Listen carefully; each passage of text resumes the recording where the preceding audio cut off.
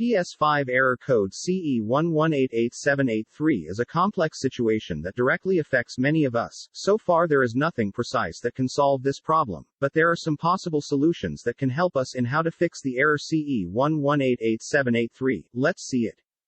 Method 1. Rebuild the database.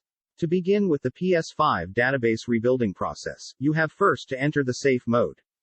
To do that, switch off the console via the power button. Press and hold the power button of your PS5 until you hear the second beep. Usually this takes somewhat around 7 seconds or a little less.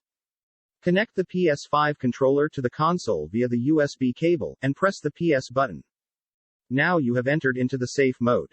Just select option number 5 that says, Rebuild Database. You will now get a prompt that the process might take a few hours. Hit OK to proceed ahead.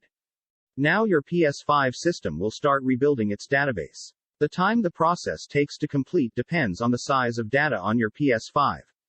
If you have many games, apps, it may take hours.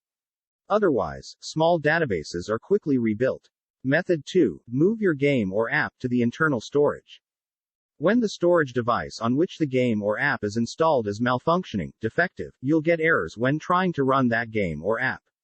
In order to avoid any troubles concerning the functionality of your external HDD on PS5, just move that game or app to the local internal SSD and try to launch it from there. Method 3. Reinstall the game or app. Remove and reinstall the application. During the process, don't forget to turn off your console. The fix works because every time you download the game, it includes the latest version. It can take up to several hours depending upon the size of the game.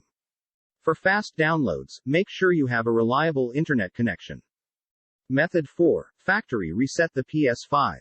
This is the last resort when PS5 error code CE-118878-3 couldn't be fixed with any of the above methods.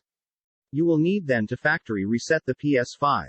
Method 5. Contact PlayStation support. If the simple fixes above don't work, it's time to contact PlayStation directly.